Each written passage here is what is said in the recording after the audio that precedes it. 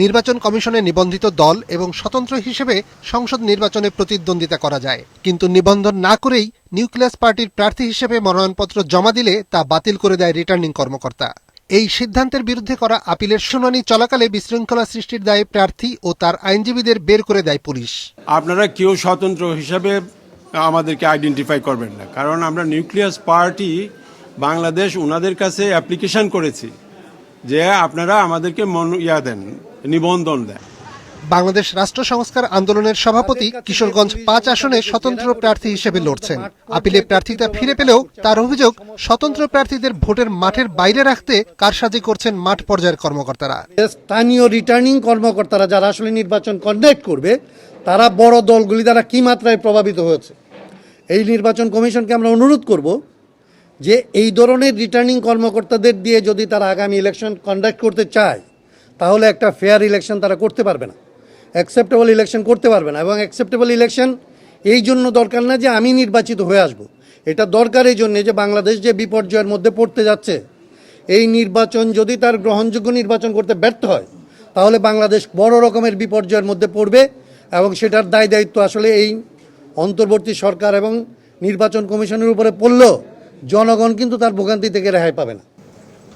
দিনের শুরুতে খাগড়াছড়ি আসনে ঋণ খেলাপের দায়ে গণ অধিকার পরিষদের দিনময় রোয়াজার প্রার্থিতা বাতিলে রিটার্নিং কর্মকর্তার সিদ্ধান্ত বহাল রাখে আপিল কর্তৃপক্ষ। প্রার্থীর অনুরোধে দ্বিতীয়বার শুনানি শেষে ফিরে পান প্রার্থিতা। ওখানে কিছুক্ষণ আগে দিয়েছি, প্লেস করেছি, সেখানে তাদেরকে বোঝাইতে পেরেছি আমি এটা কোনো এক টাকার লোন নাই, সেটা শুধু কার্ড চার্জ আর কার্ড চার্জ জমে গেছে। সেটা তো কার্ড চার্জ, এটা কি, এটা তো লোন না। কার্ড ফেরত দিয়েছি এবং টাকা ফেরত দিয়েছি, বাস। ফ্যাসিস্টের দোসর এই অভিযোগে ৫ই আগস্টের পর হওয়া মামলায় কারাগারে বসেই গোপালগঞ্জ ১ আসনের স্বতন্ত্র হিসেবে লড়ছেন আশরাফুল আলম। রিটার্নিং কর্মকর্তা মনোনয়নপত্র বাতিল করলে ব্যারিস্টার শাহরিয়ার কবির আপিলে তার পক্ষে লড়ে জয়ী হন।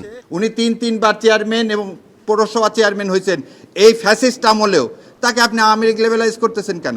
প্রার্থী আমার বড় ভাই আশরাফুল আলম শিমুল, উনি জেলে আছেন এই মামলাবাজদের কারণে। আগের সরকারের দেয়া মামলা কি না, না না না, এটা নতুন মামলা। জাতীয় পার্টির ৩০ জনের মনোনয়নপত্র বাতিল করেছেন রিটার্নিং কর্মকর্তারা। দলের মহাসচিব ব্যারিস্টার শামীম হায়দার পাটোয়ারি তাদের পক্ষে লড়ে ৩ দিনে ১৯ জনকে জয়ী করেছেন। জাতীয় পার্টিকে ভোটের মাঠ থেকে সরিয়ে দেওয়ার হীন উদ্দেশ্যে, গণতন্ত্র নস্যাৎ করার উদ্দেশ্যে এই পার্টি অফিসের দখলের চেষ্টা করছে। সেখানে তারা তালা লাগিয়ে দিয়েছে। এই একটি ঘটনার জন্য পুরো নির্বাচন ব্যবস্থাও কলুষিত হয়ে যেতে পারে। সমস্ত জেলা অফিসে থেকে আমাদের উপর চাপ আসছে। এ ধরনের ঘটনা ঘটলে আমাদের কিন্তু নির্বাচন বয়কটের চাপ অনেক বেশি আমাদের উপরে আসবে। শুনানি চলবে আগামী 18ই জানুয়ারি পর্যন্ত। নিয়াজ মোরশেদ, মাছরাঙা সংবাদ, ঢাকা।